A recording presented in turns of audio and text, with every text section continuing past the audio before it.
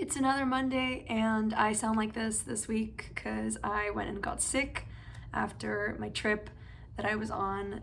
Last week's video was pre-recorded, which felt a little odd to not sit on a Monday and chat, but here we are. So that's exciting. But this week I wanted to talk about something that I was chatting with some friends about that really ties into content creation and making a brand of yourself and kind of everything that comes with posting and existing online as well.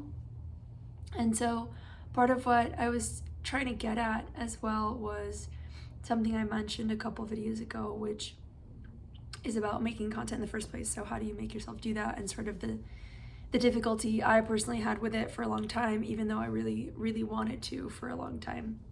And something that I had mentioned as the biggest obstacle was that it felt like sort of contributing to like the formation of more parasocial relationships instead of actual relationships, and like what your role is in that and what responsibility you have in that, if any. And this conversation I was having with my friend came up because we were talking about making new friends and talking about how you join new groups and how do you pick those people to hang out with, how do you present yourself as someone to hang out with and such. And obviously concluded that we maybe overthink too much, but I'll touch on that I think a little later. But the main idea here was, in an ocean of people on the internet, and just like the sheer volume of people that are on the internet that have an Instagram account, that have, YouTube channels or whatever it is that people have, why would someone message you over somebody else, So we're thinking about specifically like these social group accounts that maybe do events and things like that, and you meet people at them.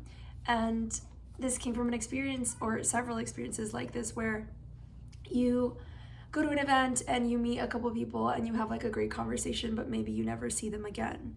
And you maybe try to do like different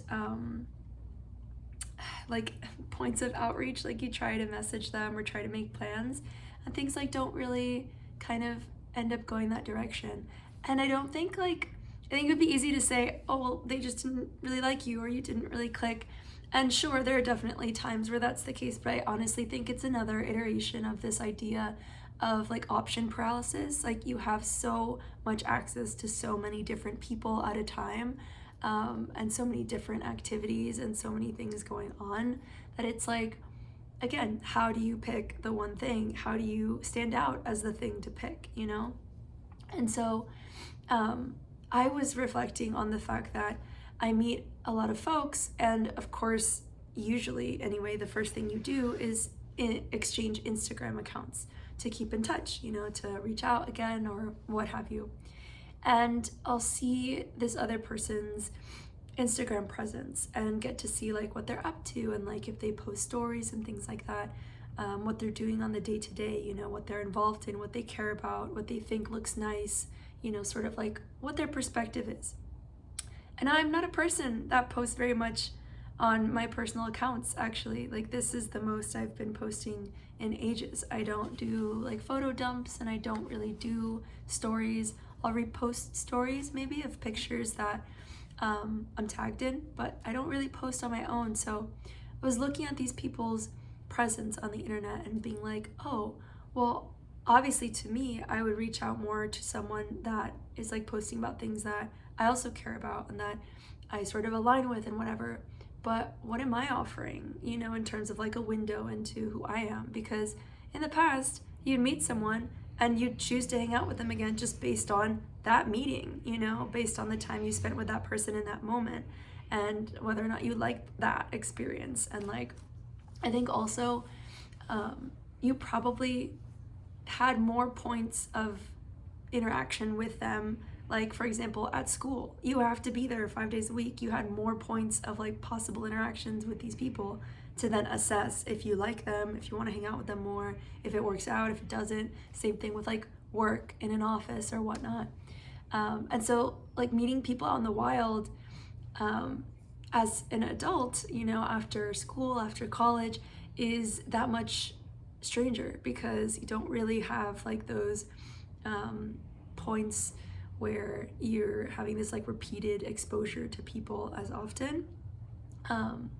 And so I had this thought that was rubbing up against how icky it feels to become a commodity and how icky it feels to become like some kind of brand or something to like observe and consume and then like pass judgment on, which feels a little silly because you just existing in the world, that's sort of already happening, but to be sort of like an active participant in it by way of posting on the internet just feels very odd to me.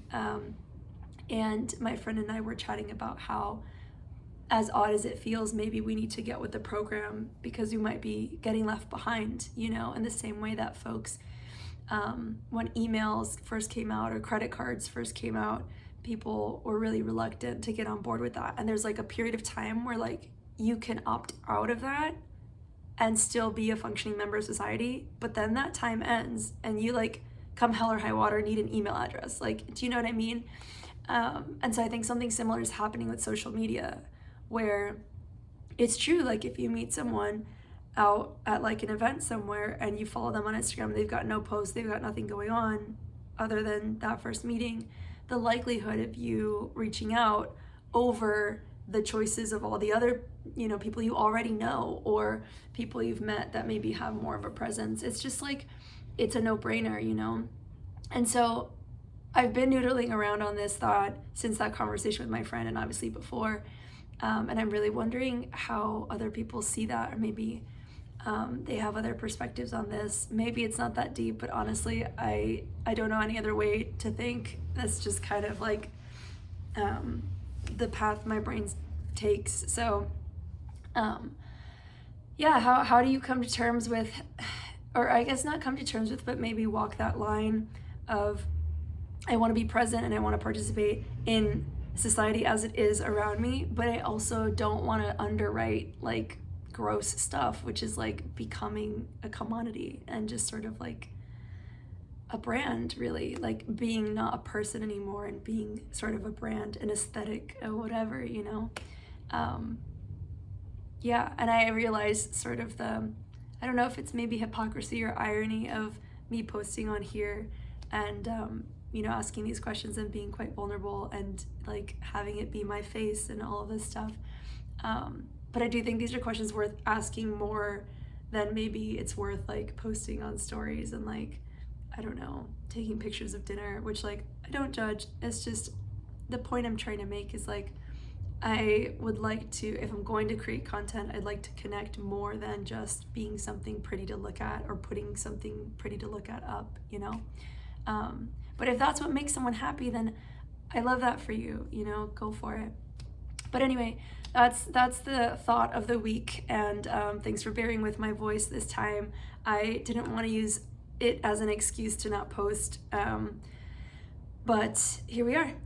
Thanks for listening, thanks for watching. Let me know what you think, and I'll see you again next week.